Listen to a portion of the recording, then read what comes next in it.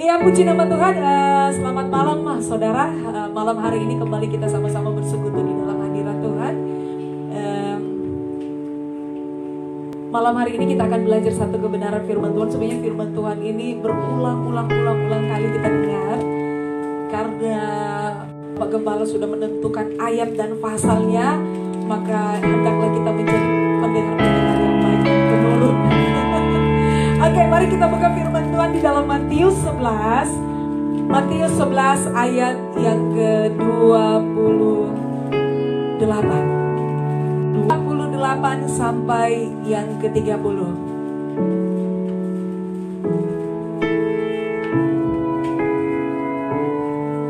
Sudah dapat? Sudah, tidak buka Alkitab juga sudah hafal. Oke, sudah. Ayo kita berdiri sama-sama. Kita baca pada hitungan yang ketiga. Ya. Matius 11 ayat 28 sampai yang ke-30. 2, 3. Marilah kepadaku semua yang beriman dan bertobat, atau beri kebenaran kepadamu. Pikulah yang pasang dan belajarlah kepadamu, karena aku lemah lembut dan rendah hati, dan jiwamu akan mendapat ketenangan. Sebab buk yang kupasang itu enak dan bebanku pun ringan. Amin. Haleluya. Oh, dahsyat itu ayat ya. Ya, puji nama Tuhan. Saudara, saya mau katakan bahwa tidak ada seorang pun yang mau di antara kita yang mau memikul beban, apalagi yang namanya itu beban berat. Pasti semua tidak mau. Gitu. Saudara, ketika saya sebelum masa pandemi corona ini, saya dengan Bapak Gembala dan gantian kami suka antar Aldo ke sekolah. Jadi ketika Aldo siapa? Feby, karena dia sudah SMP. Semakin hari kami melihat bahwa buku yang dibawa dia ke sekolah itu semakin banyak begitu. Jadi di dalam tasnya itu banyak buku cetak begitu kan. Seringkali ketika beli tas juga harus beli tas yang kualitasnya agak sedikit bagus lah begitu. Maksudnya kalau dia kayak biasa, kalau kalian mahasiswa taruh tas untuk laptop begitu. Kalau dia bukan untuk laptop tapi untuk buku begitu. Jadi bukunya berat begitu. Nggak tahu berapa kilo gitu kalau diangkat. Jadi saya ataupun Bapak seringkali ketika ngantar dia terus turunkan dia di parkiran begitu, seringkali lihat ini anak, aduh kasihan banget gitu kalau jalan itu harus ditenteng di belakang gini saudara. Jadi beban itu dibawa setiap hari sama dia. Bukan itu sekolah dia, saudara, kelas dia bukan di bawah, tetapi di lantai paling atas. Saya nggak tahu itu lantai berapa, Feb? 3 apa 4? 3. Saudara bayangkan tiap hari dia naik turun cuma bawa itu barang gitu. Jadi bukan sehari itu, bukan cuma sekali, bukan cuma ketika dia datang dia pulang. Kadang-kala ketika ada pelajaran lain dia harus turun di kelas bawah, dia bawa lagi gitu. Makanya Bapak bilang ini kan masa-masa pertumbuhan, takutnya Feby ini nggak bisa tinggi katanya. Kalau Aldo kan cepat banget tinggi gitu kan. Ini gara-gara dia menahan beban yang begitu berat sampai pertumbuhan dia juga kayaknya susah begitu. Saudara, saya percaya bahwa menurut saudara mana? Lebih enak saudara berjalan membawa beban atau tidak membawa beban? Mana? Tidak toh? Kalau kemana-mana pasti saudara kayaknya lebih enak, lebih ringan gitu, lebih enteng gitu kalau saudara tidak usah bawa beban.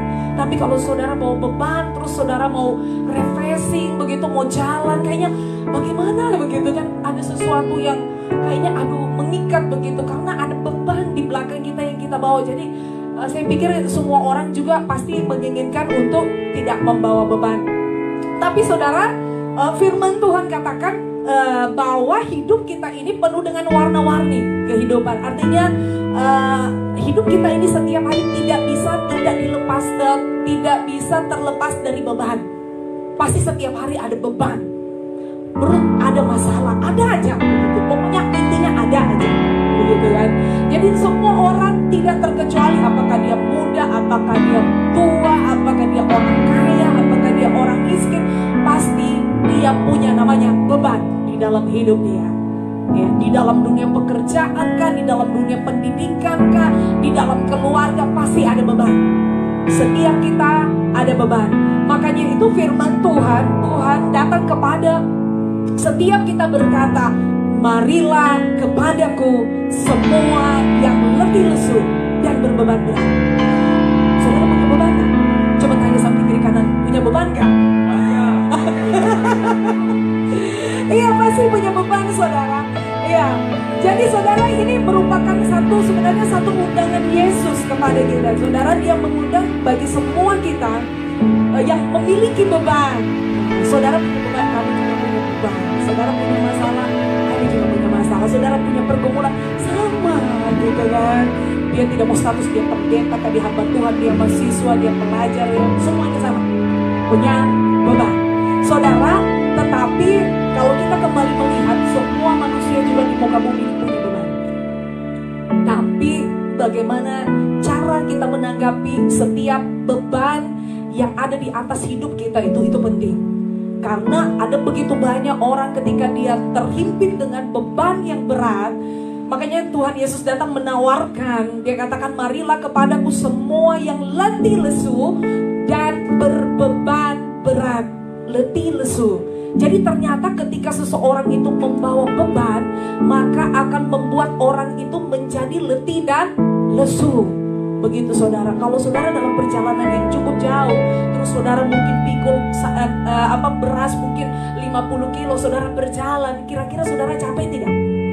Capek. Jangankan 1 kilo, saudara berjalan 100 meter saja pasti saudara capek. Gitu.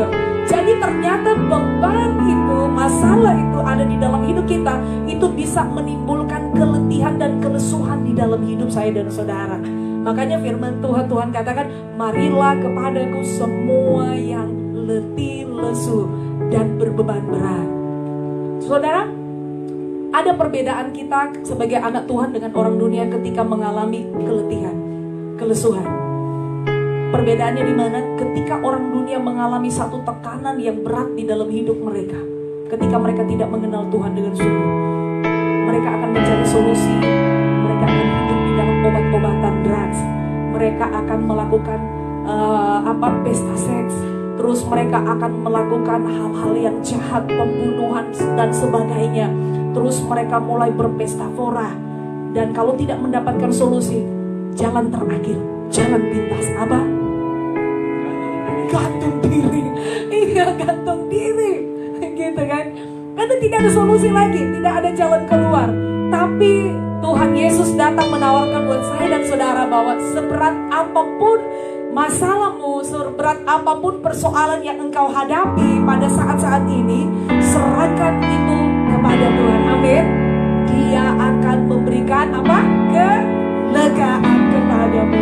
Saudara, memang Tuhan, ketika Tuhan datang memberikan kelegaan, bukan berarti ketika saudara ada beban lalu saudara datang kepada Tuhan, Tuhan ambil bebanmu, tidak. Tapi Tuhan berjanji bahwa ketika engkau datang kepada Dia, Dia akan memberikan saudara kekuatan untuk saudara dapat menanggung setiap beban itu, sehingga engkau mampu menanggungnya bersama dengan Tuhan. Amin. Itu yang Tuhan janjikan buat kita. Coba kita lihat apa dikatakan di dalam 2 Korintus. Ini Tuhan katakan kepada Rasul Paulus. 2 Korintus 12 ayat yang ke-9. Coba buka.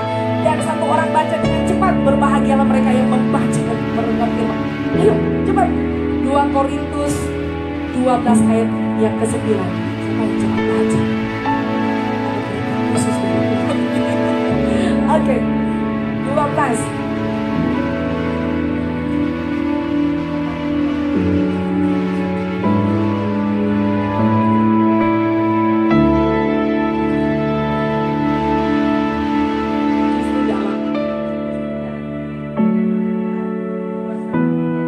Yes, Tuhan tidak akan mengambil beban yang ada di dalam hidupmu, karena Tuhan katakan justru di dalam kelemahanmu lah kuasaku menjadi sempurna. Yes, katakan sempurna. Amin. Haleluya. Puji Tuhan. Jadi mengucap syukurlah dalam segala hal. Saudara, saya punya satu ilustrasi begini. Ada seorang pria, dia membawa satu truk, gitu ya. Saudara mungkin pernah baca ilustrasi ini. Ini ilustrasi baik, saudara, menarik. Jadi ketika pria ini membawa truk di sebuah pedesaan, ketika dia membawa truk ini, di dalam perjalanan ternyata dia berjumpa dengan seorang wanita. Wanita itu membawa beban yang berat di atas pundaknya. Lalu dia iba gitu, dia kasihan gitu. Lalu dia berhentikan truknya. Dia menawarkan tumpangan, dia bilang, "Ibu, boleh naik di atas mobil saya supaya ibu bisa mendapatkan sedikit kelegaan." Ternyata ketika dia menawarkan tawaran untuk menumpang, ibu ini naik gitu. Tapi dia duduk di belakang kap truk gitu, di belakang gitu ya. Jadi ketika mobil ini berjalan, lalu pria ini yang membawa mobil ini melihat dari kaca spion, sepertinya ada yang aneh dengan wanita ini. Apa yang aneh? Dia sudah ada di atas mobil, tapi beban itu masih ada di atas dia. Jadi dia tidak kasih turun. Jadi dia duduk, tapi beban itu masih dipikul sama dia, gitu saudara. Terus akhirnya pria ini berhenti lalu katakan gini, "Ibu, turunkan saja beban ibu. Mobil saya sanggup membawa beban ibu dan ibu pun bisa sanggup mobil saya bawa. Jadi ibu tenang saja, santai saja, karena ibu sudah di atas mobil." Nah, saudara, ilustrasi ini mengajarkan kita begini. Tuhan yang katakan begini, "Marilah kepadaku." Jadi kata mari itu mengajak kita untuk datang kepada Tuhan. Ketika kita datang kepada Tuhan, marilah kepadaku semua yang letih lesu dan berbeban berat. Tuhan mau ketika kita datang kepada Dia, artinya bukan hanya kita datang, tetapi kita menyerahkan seluruh kekhawatiran kita kepada Tuhan. Apa yang menjadi pergumulanmu kepada Tuhan. Kalau engkau sudah datang kepada Tuhan, jangan ambil beban itu lagi, tapi serahkan kepada Tuhan. Begitu saudara, maksud saya.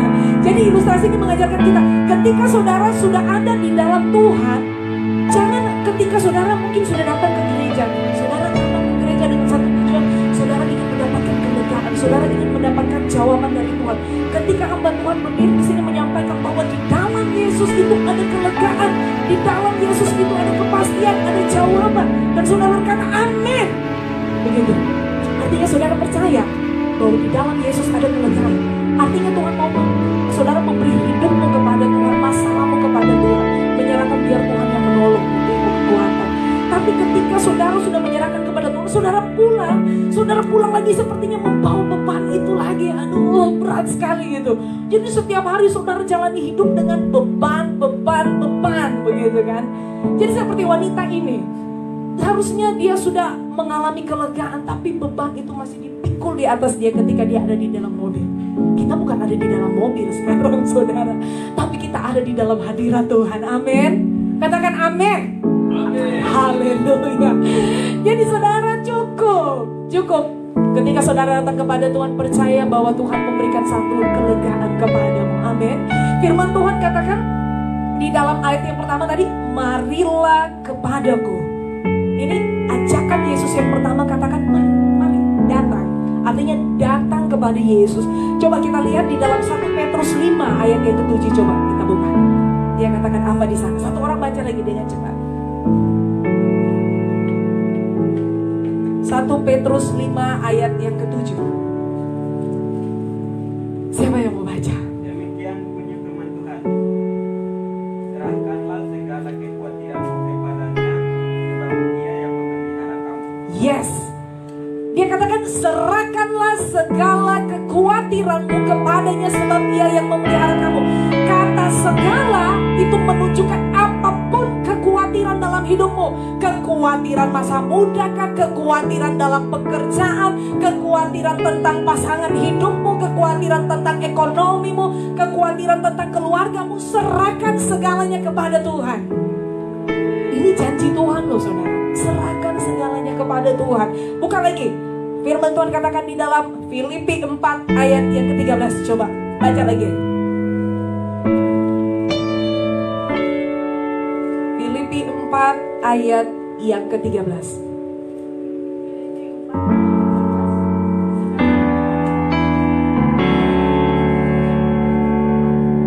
Yes.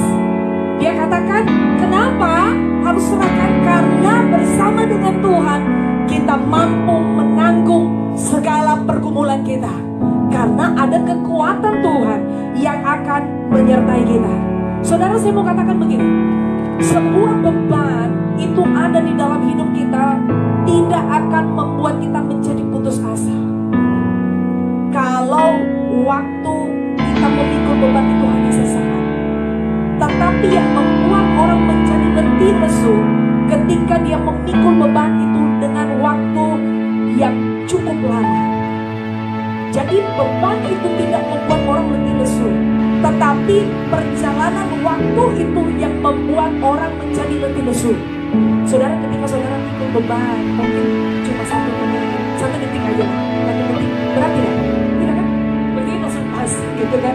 Tidak. Tapi kalau saudara pikul beban kayak beras 5 kilo setengah jam, saudara capek. Itu maksudnya. Jadi waktu itulah yang membuat orang menjadi letih lesu. Ketika saudara dan saya mengalami satu masalah, kalau masalah itu terjadi hari ini lalu beres, saudara tenang.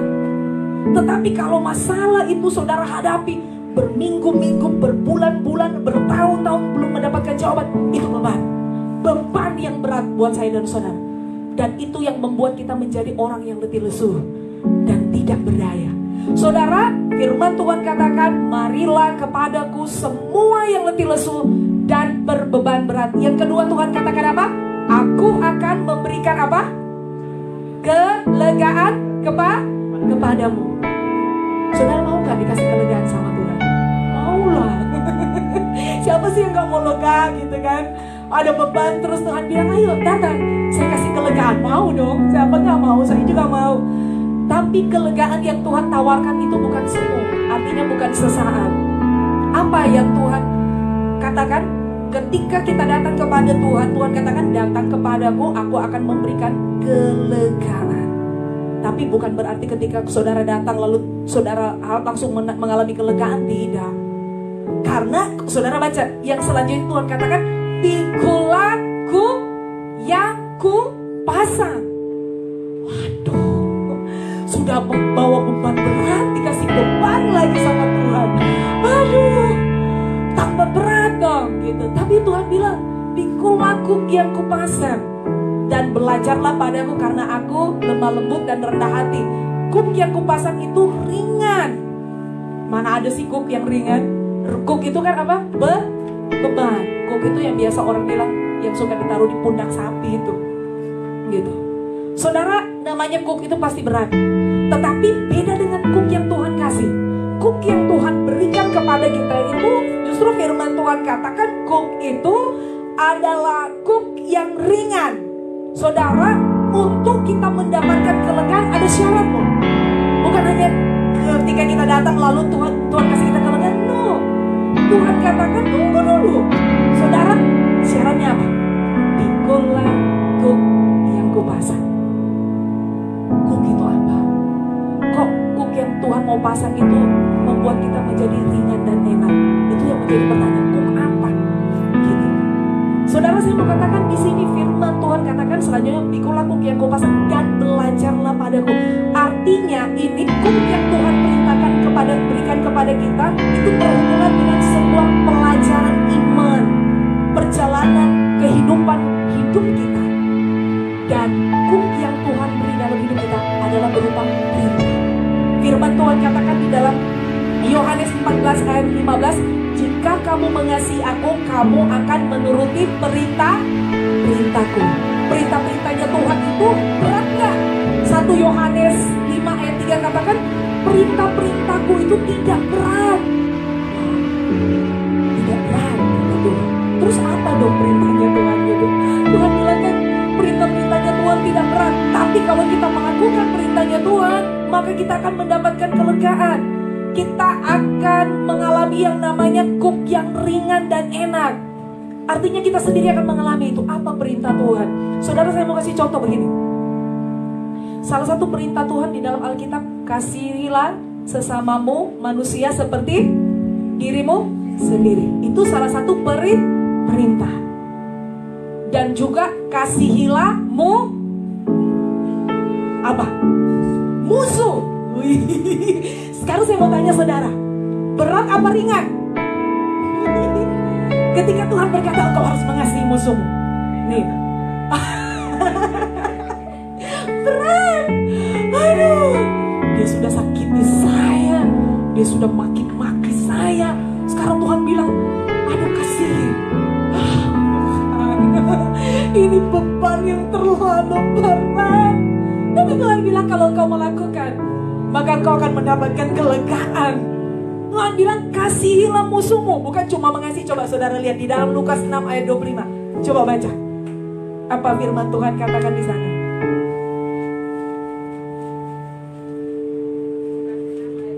Iya. Ayat 35. Sorry, 35.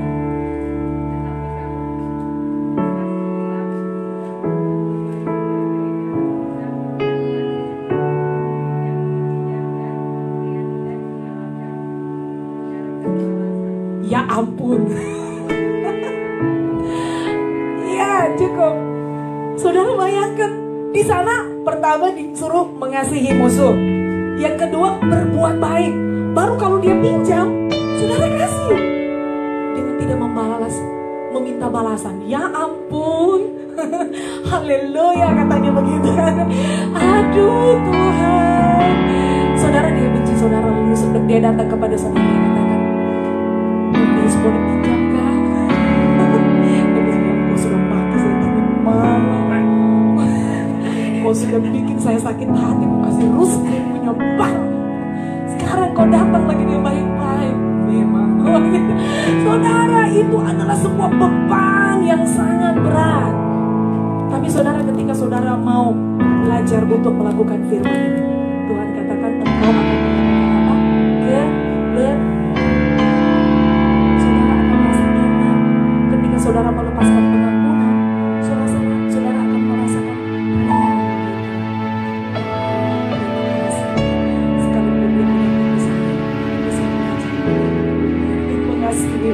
Saudara, firman Tuhan katakan juga salah satu contoh lagi untuk mengampuni. Saudara, mengampuni ini seringkali susah untuk dilakukan. Ketika kita dikecewakan oleh orang lain, pacar, anak, saudara bisa dikecewakan oleh kekasihmu atau siapapun keluarga, pasti untuk namanya melepaskan pengampunan itu berat sekali. Saudara, karena apa? Karena mungkin bagi saudara itu terlalu sakit. Iya, saudara, saya mau kasih satu contoh ya. Ini kesaksian hidup, pengalaman betul hidup. Minggu lalu saya ditelepon seorang ibu. Jadi ibu seperti ini ada di sini, saudara. Jadi saudara dengar pengalaman hidupnya dia. Jadi ibu ini bukan orang yang susah. Dia orang berada, suaminya adalah orang yang berada. Dia telepon. Memang sebelum ibu ini telepon, sudah ada seorang anak Tuhan menceritakan tentang ibu ini. Dan sempat waktu itu menawarkan untuk saya mendampingi keluar daerah, tapi saya nolak karena jatuhnya hari Minggu. Saya bilang tidak, saya akan berdoa dari sini. Saudara, begini, ibu ini mengalami kekerasan dalam keluarga bertahun-tahun. Dan dia meninggalkan rumahnya, dia lari dari suaminya itu sampai sudah 9 kali dia tinggalkan suaminya. Tapi pada akhirnya dia balik lagi. Terakhir kali dia lari itu suaminya melakukan kekerasan dengan memukul dia dalam kondisi sedang mabuk, bocor di kepala sampai banyak kali. Lalu dia lari dengan anak-anak, dia lari terus ternyata suaminya mengalami depresi, maksudnya tekanan yang begitu kuat sampai hampir bunuh diri. Masuk rumah sakit, masuk di ICU. Karena ketika dia dengar suaminya masuk di ICU, dia lari dengan anak-anaknya keluar kota. Lalu dia sampaikan ke anak-anaknya bahwa dia akan kembali kepada suaminya. Anak-anaknya marah sama dia. Tidak, mama tidak boleh pulang sama papa. Nanti papa jahat lagi gitu. Terus akhirnya, tapi dia beri pengertian. Dia bilang, kalian belum mengerti apa arti cinta di dalam sebuah keluarga. Nanti suatu saat kalian akan mengerti. Dia pulang. Dia pulang sendiri. Beberapa waktu kemudian dia hadir di sana, suaminya sembuh, keluar dari rumah sakit. Waktu suaminya sudah keluar dari rumah sakit, dia telepon saya minggu lalu. Dia bilang, ibu saya tidak tahan. Saya katakan tahan. Ada maksud Tuhan di dalam keluarga.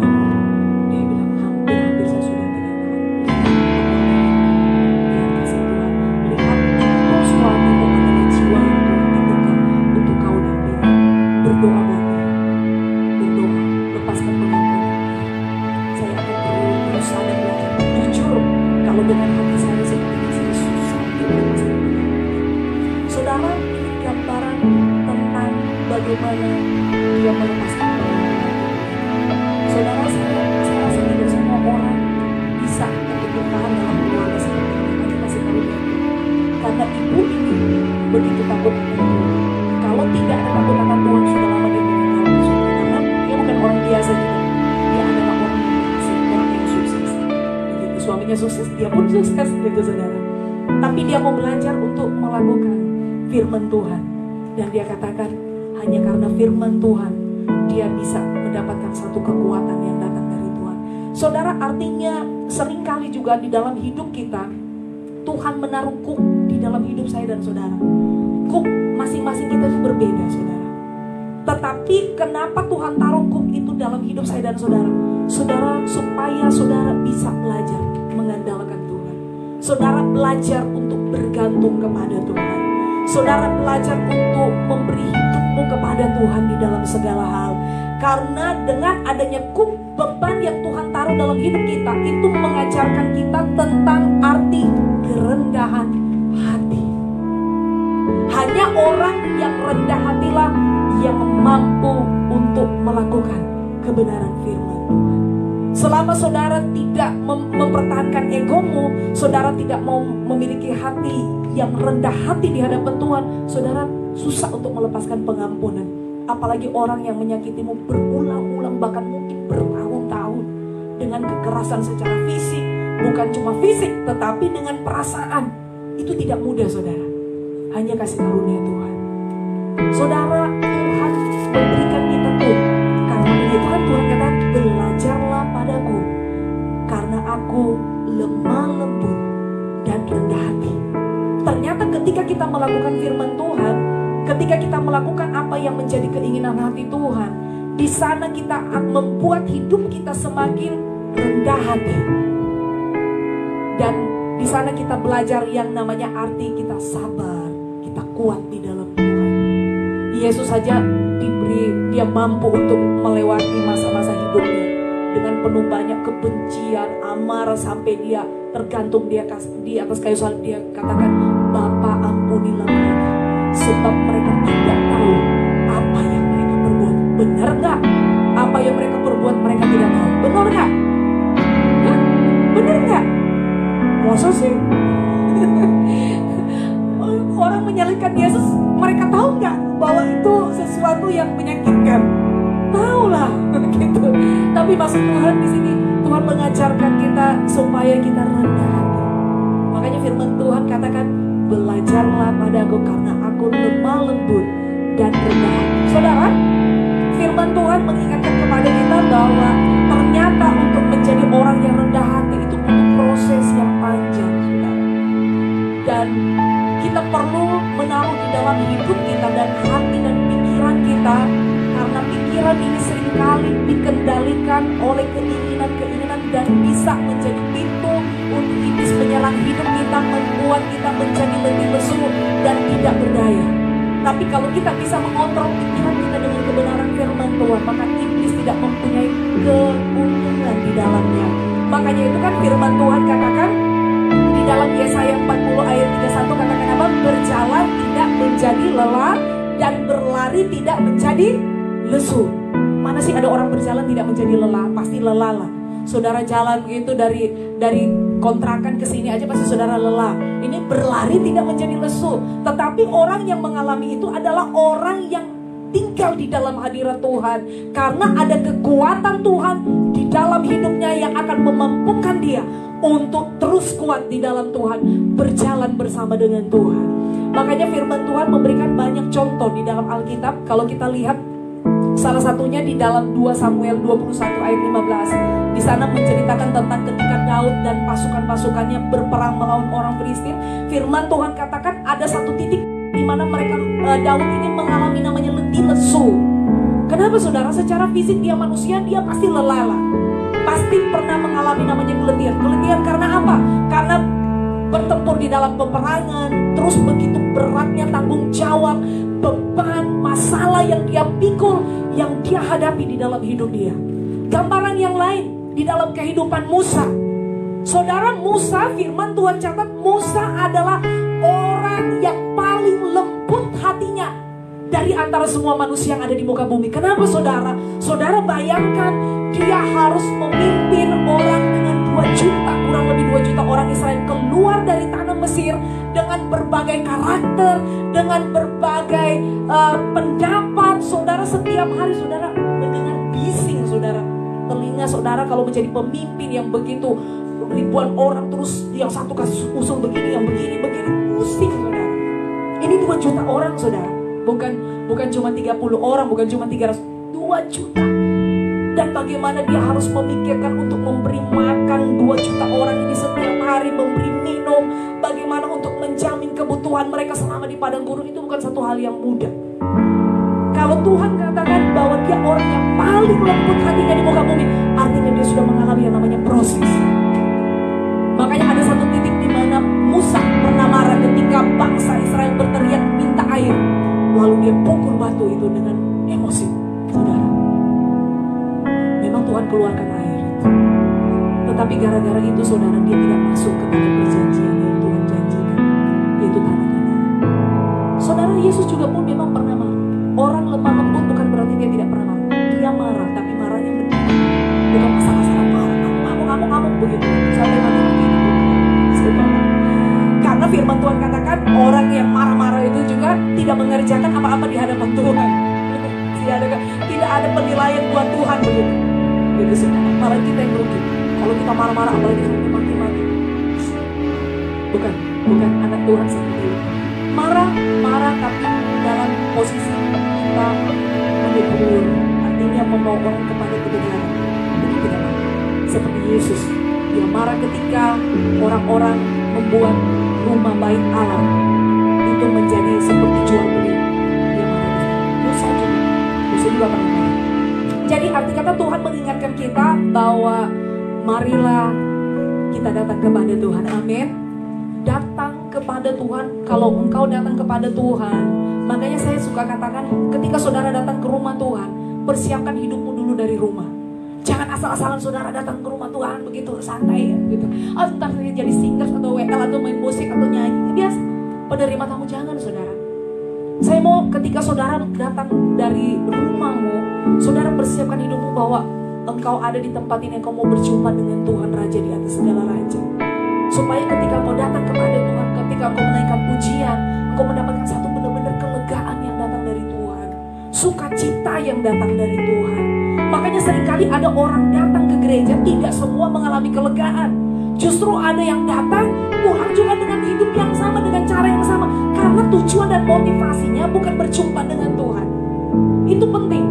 Ketika kita datang kepada Tuhan, yuk mari siapkan hidup kita terlebih dahulu di hadapan Tuhan. Ketika saudara dari rumah, saudara datang kepada Tuhan, serahkan hidupmu, Tuhan, saya mau berjumpa dengan Engkau, kuduskan saya, layakkan saya, ampuni saya mau menikmati hadirat-Mu, saya mau bersekutu dengan Engkau, karena saya tahu pergumulan ini saya tidak mampu, tapi saya tahu ketika saya berjumpa dengan Engkau sebentar, saya pulang mendapatkan satu jawaban. Dan Tuhan bisa berbicara melalui firman yang melalui hamba ini, karena Tuhan bisa memakai banyak cara. Dan saya percaya bahwa malam hari ini Tuhan akan memberikan saudara kelegaan. Amin. Mari kita bangkit berdiri bersama. Kita mau datang kepada Tuhan, kita mau katakan hati kami tenang ketika kami ada di dalam hadirat-Mu Tuhan. Karena kami tahu bahwa kelegaan itu kami peroleh di dalam Engkau. Dengan pujian ini, apapun yang menjadi pergumulanmu, masalahmu, bebanmu yang tidak dimengerti oleh siapapun, teman-temanmu, tapi datang kepada Tuhan malam hari ini. Katakan, Tuhan, aku mendapatkan kelegaan ketika aku ada di dalam hadirat-Mu. Terima kasih. Haleluya. Hatiku tenang berada dekat-Mu. Kaulah jawaban hidupku. Hatiku tenang berada dekat-Mu. Kau yang pelihara hidupku.